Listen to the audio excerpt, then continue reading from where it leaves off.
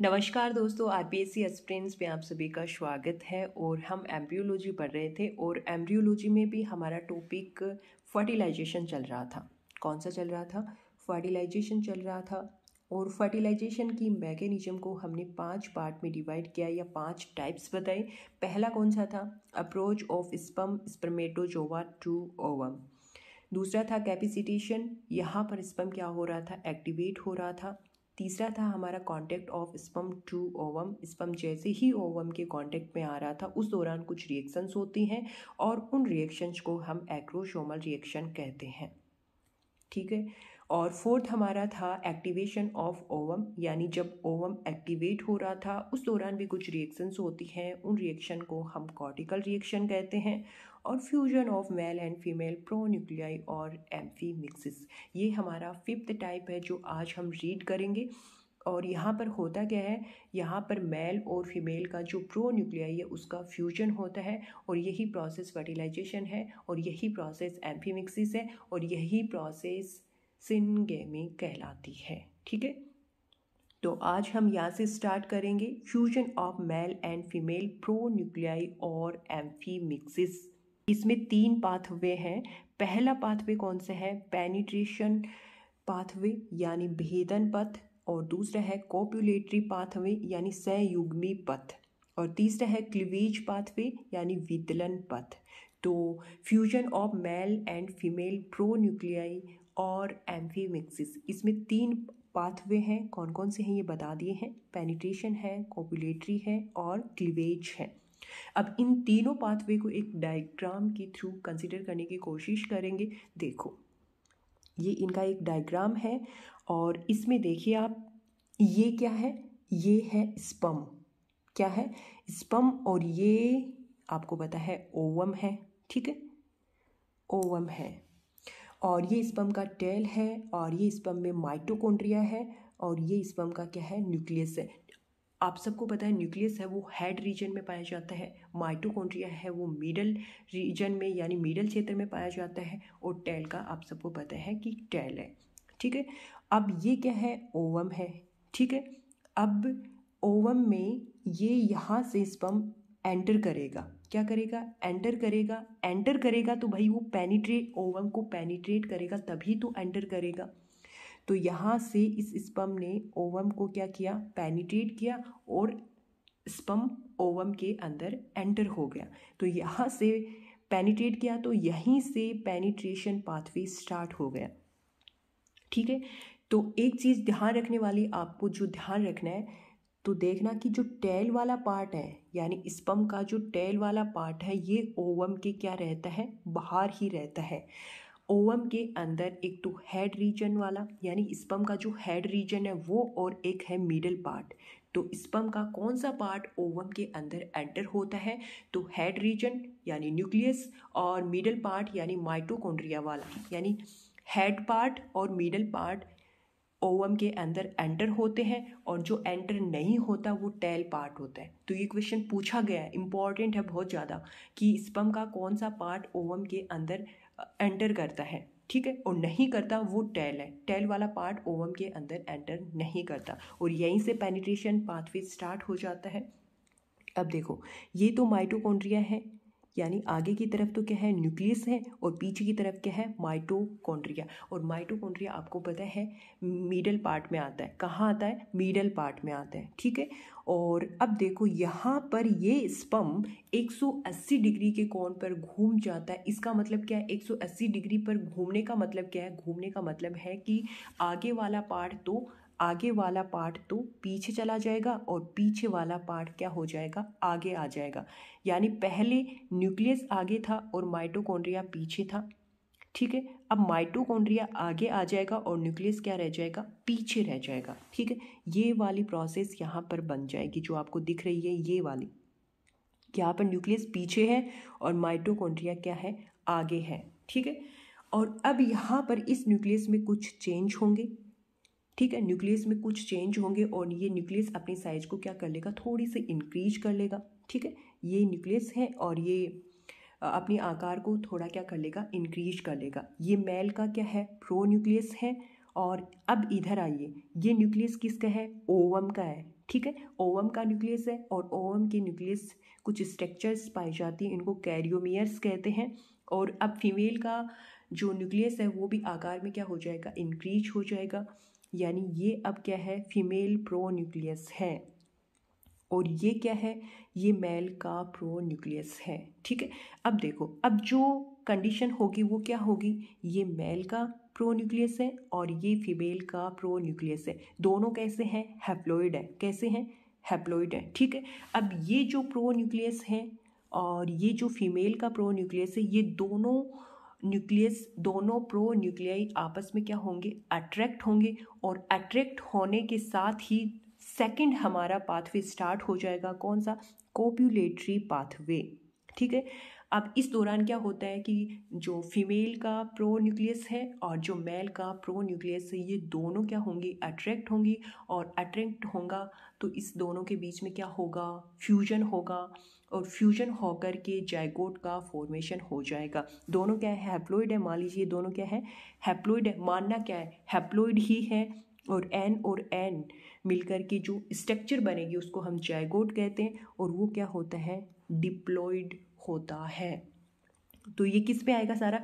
ये copulatory pathway में आएगा। एंटर होना, पेनिट्रेशन पाथवे, दोनों एक दूसरे पर अट्रैक्ट हो रहे हैं, कोपुलेटरी पाथवे, ठीक है। यहाँ पर जाइगोट का फॉर्मेशन हो चुका है, ठीक है। और अब देखिए, इन दोनों के बीच में जो फ्यूजन होता है, ये प्रोसेस आपको पता है फर्टिलाइजेशन कहलाती है। और यही प्रोसेस आपकी क्या कहलाती है? एम्फीमिक्सिस कहलाती है, ठीक है। तो दोनों का फ्यूजन हो चुका है और जाइगोट बन चुके हैं। जाइगोट बन गया तो यहाँ पर आपको पता है कि जाइगोट बनने के बाद में क्लीवेज स्टार्ट हो जाता है। तो यहाँ पर बनने के बाद में यह क्लीवेज पाथवे स्टार्ट हो जाएगा, ठीक है। तो आपको समझ में आ गया।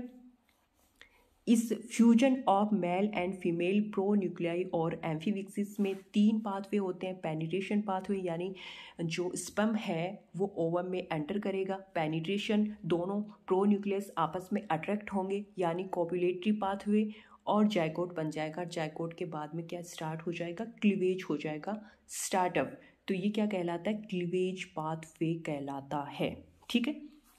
अब देखो, अब इसी थ्योरी को जो हमने डायग्राम्स में समझा है, इसी को थ्योरी के रूप में यहाँ लिखा है। तो इसमें क्या है? देखो, mail pro nucleus female pro nucleus की और जो फीमेल प्रो न्यूक्लियस है वो मेल प्रो न्यूक्लियस की ओर मूवमेंट करता है या फिर अट्रैक्ट होता है। तो इसे सहयुग्मी पाथवे कहते हैं, यानी कोपुलेटरी पाथवे कहते हैं, ठीक है। अब देखो, male and female pro nuclei का क्या होता है? फ्यूजन होता है। परिणाम स्वरूप एक स्ट्रक्चर का फॉर्मेशन होता है और उस स्ट्रक्चर को हम जाइगोट कहते हैं। और इसी घटना को क्या कहते हैं? एम्फीमिक्सिस कहते हैं। यानी फ्यूजन होना ही क्या कहलाता है? एम्फीमिक्सिस कहलाता है, फर्टिलाइजेशन कहलाता है। जाइगोट बनते ही क्लीवेज पाथवे स्टार्ट हो जाएगा, ठीक है। और यहाँ पर ये कंप्लीट हो गया है अपना जो 5th पार्ट था, ठीक है, फर्टिलाइजेशन का। और कुछ सिग्निफिकेंस देखते हैं किसके? फर्टिलाइजेशन के। अब देखिए, यहाँ पर फर्टिलाइजेशन से डिप्लॉइडी स्टैब्लिश होगी। क्या होगी? डिप्लॉइडी स्टैब्लिश होगी। किस तरीके से होगी? देखो, यहाँ पर ये क्या है? मेल गैमिट है और ये यहाँ पर क्या है? Female gamete. आप सबको पता है मेल गैमिट स्पर्म और फीमेल गैमिट ओवम होता है। और ये दोनों के दोनों कैसे होते हैं? हैप्लॉइड होते हैं। और इससे ये दोनों फ्यूज होंगे, फ्यूज होकर के जाइगोट का फॉर्मेशन करते हैं। और जाइगोट हमेशा कैसा होता है? डिप्लॉइड होता है। तो फर्टिलाइजेशन के थ्रू डिप्लॉइडी स्टैब्लिश होगी, ठीक है। फर्टिलाइजेशन से क्लीवेज को स्टार्टअप करता है। भाई, जाइगोट बनते ही क्लीवेज स्टार्ट होना शुरू हो जाता है। तो ये क्लीवेज को स्टार्ट करता है, सही बात है। फर्टिलाइजेशन से वेरिएशंस आती हैं, बिल्कुल आती हैं। आप सबको पता है कि मान लीजिए कि आप अपने पेरेंट्स के हूबहू कार्बन कॉपी नहीं हो सकते।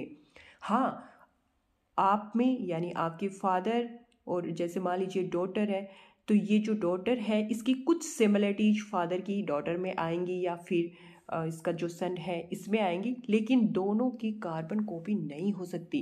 भाई, मेल अलग गैमिट है और फीमेल अलग गैमिट है, दोनों अलग अलग जगह से आए, तो उनमें क्या होता है कि जो फ्यूज होंगे तब वेरिएशंस, ये जो वेरिएशंस हैं वो आएंगी ही आएंगी। तो फर्टिलाइजेशन है वो वेरिएशंस के लिए भी क्या है? इम्पॉर्टेंट रोल प्ले करता है। फर्टिलाइजेशन सेक्स डिटर्मिनेशन में हेल्पफुल होगा। कैसे होगा भाई? जायगोट बनने के साथ ही सेक्स डिटरमाइन हो जाता है, ये बात तो पता होगी, उसके बाद थोड़ी ना होता है। तो सेक्स डिटर्मिनेशन में भी हेल्पफुल होता है क्या? फर्टिलाइजेशन। ठीक है, अब देखो फर्टिलाइजेशन के दौरान सेकेंडरी हूसाइट में सेकेंडरी मैच्योरेशन होता है। तो ये ध्यान रखना है कि भाई फर्टिलाइजेशन के दौरान जो सेकेंडरी हूसाइट का फॉर्मेशन होता है उसमें सेकेंडरी मैच्योरेशन होता है। ठीक है, अब देखो कुछ गैमिट्स के कुछ हार्मोन्स देखो। ये जो मेल गैमिट है ये दो हार्मोन का सिक्रेशन करता है। कौन सा? एंड्रोगैमोन फर्स्ट और एंड्रोगैमोन सेकंड। ये जो एंड्रोगैमोन है फर्स्ट, ये क्या करता है? स्पर्म में जो एनर्जी है उसको संरक्षित करता है। ठीक है, याद रखना आपको, ओवम की विटिलाइन मेम्ब्रेन को नष्ट करने में सहायक है। तो एंड्रोगैमोन सेकंड है, ये ओवम है और इसकी ये विटिलाइन मेम्ब्रेन है। इस विटिलाइन मेम्ब्रेन को एंड्रोगैमोन सेकंड क्या करता है? डिस्ट्रॉय करता है, नष्ट करता है। ठीक है, और फीमेल गैमेट में क्या क्या है देखो। फीमेल गैमेट के थ्रू गाइनोगैमोन्स फर्स्ट का सिक्रेशन होता है और गाइनोगैमोन सेकंड का सिक्रेशन होता है। तो फर्स्ट के क्या काम है? ये जो एंड्रोगैमोन है के इफेक्ट को ये क्या कर देता है? समाप्त कर देता है और स्पर्म को एक्टिव बनाता है। कौन सा? गाइनोगैमोन्स फर्स्ट, याद रखना है आपको।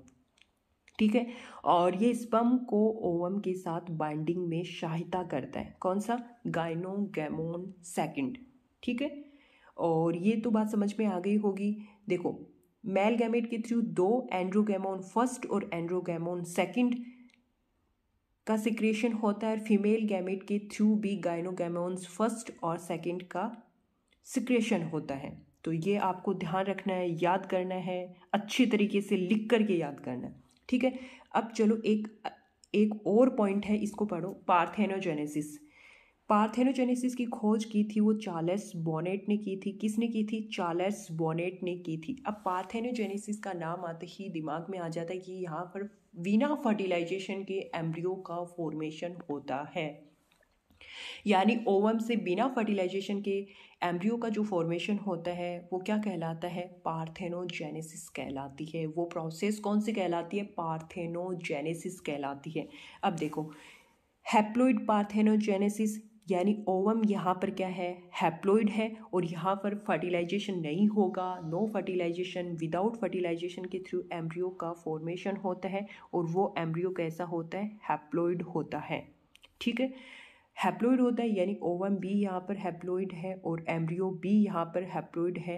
तो हैप्लॉइड से हैप्लॉइड का फॉर्मेशन हो रहा है, वो भी बिना फर्टिलाइजेशन के। तो वो प्रोसेस कौन सी कहलाती है? हैप्लॉइड पार्थेनोजेनेसिस कहलाती है। हैप्लॉइड पार्थेनोजेनेसिस को हम एरेनोटोकी भी कहते हैं। क्या कहते हैं? एरेनोटोकी भी कहते हैं। किसको? हैप्लॉइड पार्थेनोजेनेसिस को। यानी अगर ओवम हैप्लॉइड है तो इससे हैप्लॉइड एम्ब्रियो का फॉर्मेशन होगा। ये प्रोसेस बिना फर्टिलाइजेशन के होती है तो पार्थेनोजेनेसिस कहलाती है और इसी को हम एरेनोटोकी कहते हैं। ठीक है, एग्जाम्पल देखो इसके। टिक्स, माइट, हनीबी और वास्प।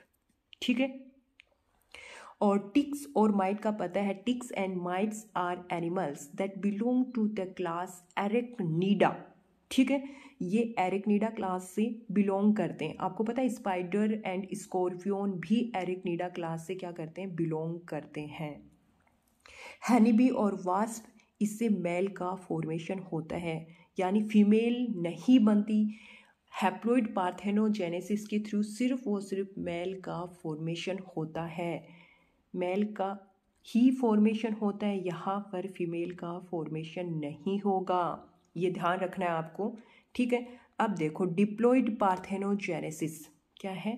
डिप्लॉइड पार्थेनोजेनेसिस, इसमें क्या होता है? ओवम यहाँ पर डिप्लॉइड होता है। नो फर्टिलाइजेशन, विदाउट फर्टिलाइजेशन के थ्रू एम्ब्रियो का फॉर्मेशन होगा और ये एम्ब्रियो कैसा होता है? डिप्लॉइड होता है। डिप्लॉइड पार्थेनोजेनेसिस को हम थैलीटोकी भी कहते हैं। क्या कहते हैं? थैलीटोकी। हैप्लॉइड पार्थेनोजेनेसिस को हम क्या कहते हैं? एरेनोटोकी कहते हैं। ठीक है, डिप्लॉइड पार्थेनोजेनेसिस के कुछ एग्जाम्पल हैं देखो। एफिड्स, फिलोपोडस और रोटीफर्स, ये डिप्लॉइड पार्थेनोजेनेसिस के क्या हैं? एग्जाम्पल हैं। थैलीटोकी ओनली फीमेल्स में प्रेजेंट होती है और मेल में क्या होता है, अब्सेंट होता है। ये तो अभी अभी बताया था, ठीक है, ये वाला थैलीटोकी ओनली फीमेल्स में प्रेजेंट और मेल में क्या है, अब्सेंट होता है, ठीक है। डिप्लॉइड पार्थेनोजेनेसिस के कुछ एग्जाम्पल और देखिए आप, ये देखो, ये इंपॉर्टेंट है भैया, याद कर लेना, लिख करके याद कर लेना, कैसे भी कर लेना पर कर लेना है, ठीक है। डिप्लॉइड पार्थेनोजेनेसिस में लिजार्ड और फिश, इसमें भी डिप्लॉइड पार्थेनोजेनेसिस होता है। लिजार्ड का नाम क्या है, लेकार्टा सेक्सिकोला आर्मेनियाका, लेकार्टा सेक्सिकोला आर्मेनियाका, और कैरिसिस ऑरेटस जिबेलियो, ये क्या है, फिश है, और इसमें क्या होता है, डिप्लॉइड पार्थेनोजेनेसिस होता है, ठीक है। अब चलो आगे। अब पार्थेनोजेनेसिस की प्रोसेस को हमने दो पार्ट में डिवाइड किया है, एक है नेचुरल, यानी नेचुरल तरीके से हो रही है एक तो, और एक हो रही है जो आर्टिफिशियल तरीके से, ठीक है। तो पार्थेनोजेनेसिस की प्रोसेस दो तरीके से होती है, एक तो नेचुरल तरीके से और एक होता है आर्टिफिशियल तरीके से, ठीक है। अब नेचुरल तरीके से होता है, इसमें भी दो होते हैं, एक तो होता है कंप्लीट और एक होता है इनकम्प्लीट। कंप्लीट में केवल पार्थेनोजेनेसिस ही होगा और ओनली फीमेल बनेगी। मेल में ये जो कंप्लीट है ये क्या होगा, अब्सेंट होगा। ध्यान रखना है, यहाँ पर सिर्फ और सिर्फ पार्थेनोजेनेसिस होगा, फीमेल बनेगी, मेल में क्या होगा, अब्सेंट होगा। इनकम्प्लीट में चलो अब यहाँ पार्थेनोजेनेसिस एंड सेक्सुअल रिप्रोडक्शन होते हैं। कहने का मतलब ये यहाँ पर पार्थेनोजेनेसिस या फिर सेक्सुअल रिप्रोडक्शन अल्टरनेट प्रोसेस में होते हैं, ठीक है। यानी कभी पार्थेनोजेनेसिस या फिर कभी सेक्सुअल रिप्रोडक्शन अल्टरनेट तरीके से होते हैं। इसके जो एग्जाम्पल हैं, ये गोल्ड फ्लाइज, मक्खी, एफिड्स या फिर डेफनिया, ये इनकम्प्लीट पार्थेनोजेनेसिस के क्या है, एग्जाम्पल हैं। अब चलो इधर, एरेनोटोकी और थैलेटोकी नेचुरल पार्थेनोजेनेसिस है, बिल्कुल ये नेचुरल पार्थेनोजेनेसिस ही है। अरे भैया आर्टिफिशियल तरीके से थोड़ी ना करवा रहे हैं, नेचुरल हो रहा है तो ये तो नेचुरल पार्थेनोजेनेसिस के अंतर्गत ही आएंगे, ठीक है। अब देखो यहाँ पर एक हैप्लॉइड और डिप्लॉइड मेथड को थोड़ा सा समझने की कोशिश करना इम्पॉर्टेंट है, एग्जाम के पॉइंट ऑफ व्यू से यहाँ से क्वेश्चन पूछे जाते हैं, ठीक है। अब देखो हनी बी ये हैप्लॉइड और डिप्लॉइड मेथड है। किस तरीके से हैप्लॉइड और डिप्लॉइड है अभी देखेंगे, समझ में आ जाएगा। देखो ये है मेल और ये है फीमेल। हनी बी में फीमेल को क्वीन कहा जाता है, क्या कहा जाता है, क्वीन कहा जाता है, रानी कहा जाता है, और मेल को क्या कहा जाता है, ड्रोन कहा जाता है। हैप्लॉइड यहाँ पर क्रोमोसोम्स की संख्या कितनी है, 16, यानी ये हैप्लॉइड है, और क्वीन यहाँ पर क्या है, डिप्लॉइड है, क्रोमोसोम की संख्या 2n यानी 32 है। हनी बी में क्रोमोसोम्स की संख्या टोटल कितनी होती है, 32 होती है। तो डिप्लॉइड है फीमेल और मेल क्या है, हैप्लॉइड है, ठीक है। हैप्लॉइड है, यहाँ पर स्पर्मेटोजेनेसिस की प्रोसेस को ये थ्रू स्पर्म का फॉर्मेशन होता है। बता दिया कि जब मेल होता है तो उसमें स्पर्मेटोजेनेसिस की प्रोसेस के थ्रू मेल का फॉर्मेशन, स्पर्म का फॉर्मेशन होता है, ये बात पहले बता चुकी हूँ। लेकिन वहाँ पर क्या होता था, वहाँ पर मियोसिस होता था। मियोसिस होता था, क्यों होता था, क्योंकि वो मेल कैसा था, डिप्लॉइड था, और ये मेल कैसा है, हैप्लॉइड है। हैप्लॉइड है तो क्रोमोसोम्स की संख्या तो पहले से ही क्या है, हाफ है, तो और क्या हाफ होंगी, तो इसलिए यहाँ पर समसूत्री विभाजन होगा, स्पर्म का फॉर्मेशन हो जाएगा, और स्पर्म भी कैसा होता है, हैप्लॉइड होता है। तो ध्यान रखना जो इम्पॉर्टेंट बात है इस लाइन में कि यहाँ पर स्पर्मेटोजेनेसिस के दौरान समसूत्री विभाजन होता है, ना कि अर्धसूत्री विभाजन, ठीक है।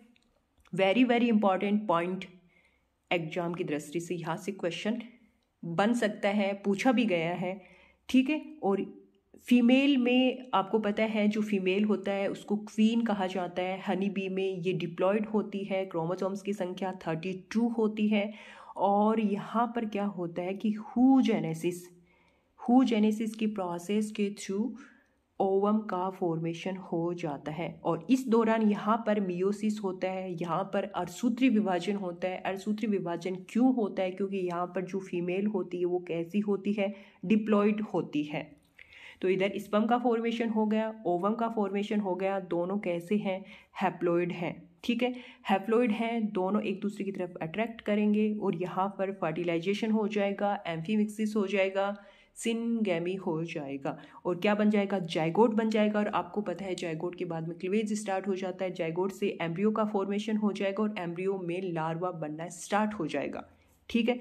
ये हनी बी का पढ़ रहे हैं, समझ में आ गया। आगे चलो, अब देखो जो जाइगोट है इससे क्या बना, इससे एम्ब्रियो का फॉर्मेशन हो गया और लार्वा बन गया। अगर ये लार्वा रॉयल जेली खाता है, क्या खाता है, रॉयल जेली खाता है, तो इससे क्वीन का फॉर्मेशन होगा। और अगर लार्वा हनी बी यानी सिर्फ हनी लेता है, हनी ऐसे करना, हनी लेता है, तब वो क्या बनेगा, वर्कर बनेगा।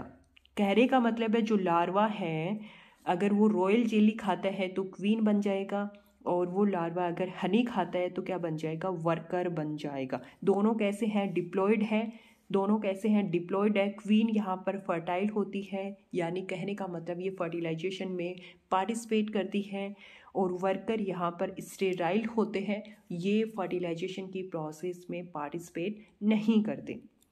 अब देखो एक जो इम्पॉर्टेंट क्वेश्चन यहाँ से बनता है वो ये बनता है कि जो हनी बी का लार्वा है उसका नाम क्या है, तो उसका नाम है ग्रब। क्या है, ग्रब। तो ये आपको ध्यान रखना है, ठीक है। अब देखो, अब ये जो ओवम है आपको दिख रहा है, नज़र आ रहा है, ये ओवम बिना फर्टिलाइजेशन के एम्ब्रियो का फॉर्मेशन कर देता है, ठीक है। ये ओवम बिना फर्टिलाइजेशन यानी बिना फर्टिलाइजेशन, विदाउट फर्टिलाइजेशन के एम्ब्रियो का फॉर्मेशन कर देता है आगे चल कर के। अब इसी चीज़ को मैं यहाँ समझा रही हूँ, अलग से लिखा है मैंने इसको। देखो जो अभी बताया ना, ये जो क्वीन होती है उसमें हुजेनेसिस हो गया, मियोसिस हो गया, अर्धसूत्री विभाजन हो गया, ओवम बन गया, ओवम हैप्लॉइड है। यहाँ पर विदाउट फर्टिलाइजेशन के एम्ब्रियो का फॉर्मेशन हो जाता है, हनी बी में चल रहा है, और ये जो एम्ब्रियो बनेगा ये ड्रोन कहलाएगा, मतलब ये इसके द्वारा ड्रोन का फॉर्मेशन होगा। और ये कैसा है, हैप्लॉइड है, और ये पार्थेनोजेनेसिस की प्रोसेस कहलाती है, और इसे एरेनोटोकी भी कहते हैं, और ड्रोन फर्टिलाइजेशन में भाग लेगा, ठीक है। यानी वो ओवम बिना फर्टिलाइजेशन की जो प्रोसेस होती है वो पार्थेनोजेनेसिस कहलाती है, और हैप्लॉइड ओवम से हैप्लॉइड ड्रोन का फॉर्मेशन हो गया तो ये एरेनोटोकी कहलाता है। और ड्रोन यहाँ पर क्या लेता है, फर्टिलाइजेशन में भाग लेता है, वर्कर फर्टिलाइजेशन में भाग नहीं लेते हैं। देखो ये अभी बताया था ना कि यहाँ पर क्या होता है, हनी बी में जब फर्टिलाइजेशन की बारी आती है तो ड्रोन भाग लेता है, और यहाँ पर क्वीन लेती है, वर्कर नहीं लेती, ये सिर्फ काम करते हैं, क्वीन के काम करते रहते हैं वर्कर तो, और बाकी इनका कोई काम नहीं रहता। वैसे काफ़ी ज़्यादा मेहनती होते हैं, ये वर्कर ही होते हैं, ठीक है। और ये बता दिया है फर्टिलाइजेशन में भाग लेते हैं, ठीक है।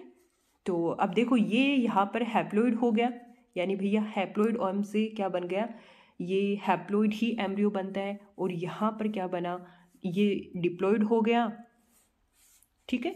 तो ये मेथड क्या कहलाता है, हैप्लॉइड डिप्लॉइड मेथड कहलाता है हनी बी का, ठीक है। तो समझ में आ गया होगा कि ये हैप्लॉइड और डिप्लॉइड मेथड किस तरीके से कहलाता है, ठीक है। अब चलिए आगे की तरफ, हुजेनेसिस के दौरान मियोसिस होगा, हुजेनेसिस के दौरान मियोसिस होगा। अभी बताया था कि मियोसिस क्यों होगा, क्योंकि फीमेल वहाँ पर कैसी होती है, डिप्लॉइड होती है। स्पर्मेटोजेनेसिस के दौरान वहाँ पर समसूत्री विभाजन होगा, माइटोसिस होगा। क्यों होगा, क्योंकि मेल वहाँ पर क्या है, हैप्लॉइड है, ठीक है। तो ये मेथड क्या कहलाता है, हैप्लॉइड डिप्लॉइड मेथड कहलाता है, ठीक है। अब देखो आर्टिफिशियल इंड्यूस्ड पार्थेनोजेनेसिस, यानी आर्टिफिशियल तरीके से हम जो पार्थेनोजेनेसिस की प्रोसेस करवाते हैं तो वो आर्टिफिशियल कहलाती है। देखो ये है electrical shock, temperature, UV light और रेडिएशन, ये क्या है, ये फिजिकल फैक्टर है, ठीक है। और ये यहाँ पर क्या है, केमिकल फैक्टर, यानी हम फिजिकल फैक्टर और केमिकल फैक्टर के थ्रू आर्टिफिशियल पार्थेनोजेनेसिस की प्रोसेस को करवा सकते हैं। देखो, इलेक्ट्रिकल शॉक देकर करवा सकते हैं। जब डोली भेड़ का फॉर्मेशन हुआ था उस दौरान उसमें जब क्लीवेज करवाया गया था तो उसे इलेक्ट्रिकल शॉक दिया गया था, इलेक्ट्रिकल शॉक दिया गया था। ठीक है, तो टेम्परेचर, यूवी लाइट और रेडिएशन, इसके थ्रू हम आर्टिफिशियल पैथोजेनेसिस की प्रोसेस करवा सकते हैं। और देखो, केमिकल सब्सटेंस में क्या है, एक है इनऑर्गेनिक साल्ट आता है, एक आता है ऑर्गेनिक साल्ट। ठीक है, इनऑर्गेनिक साल्ट में जैसे sodium and calcium salt present होता है, ऑर्गेनिक साल्ट में ईथर, CCl4 और फैटी एसिड होते हैं। और इसके द्वारा, केमिकल सब्सटेंस के द्वारा हम आर्टिफिशियल पैथोजेनेसिस की प्रोसेस को करवा सकते हैं। ठीक है, अब देखो एक नोट लगा करके ये चीज़ लिख लो। ब्लड से भीगी हुई निजमीकृत सुई को अगर फ्रॉग के अंडे में पार्थेनोजेनेसिस की प्रोसेस को प्रेरित किया जा सकता है। अगर मान लीजिए ये कोई इंजेक्शन है, कोई इंजेक्शन है और इस इंजेक्शन पर ब्लड लगा हुआ है और ये जो सुई है मेंढक का जो ओवम होता है उसमें इंड्यूस करवा दी जाती है, जिससे हम पार्थेनोजेनेसिस की प्रोसेस को क्या कर सकते हैं, प्रेरित किया जा सकता है। और ये काम हम कर रहे हैं, मतलब आर्टिफिशियल कर रहे हैं, साइंटिस्ट कर रहे हैं, तो ये प्रोसेस क्या कहलाती है, आर्टिफिशियल पार्थेनोजेनेसिस कहलाती है। जो नेचुरल होती है वो नेचुरल पार्थेनोजेनेसिस कहलाती है। ठीक है, तो आज इस वीडियो लेक्चर के साथ में हमारा ये जो फर्टिलाइजेशन का टॉपिक था वो बच्चों कंप्लीट हो चुका है। और आगे का जो नया वीडियो लेक्चर होगा वो क्लीवेज से होगा। तो फर्टिलाइजेशन के साथ ही ये प्यारे बच्चों इस वीडियो में इतना ही। जय हिंद, जय भारत।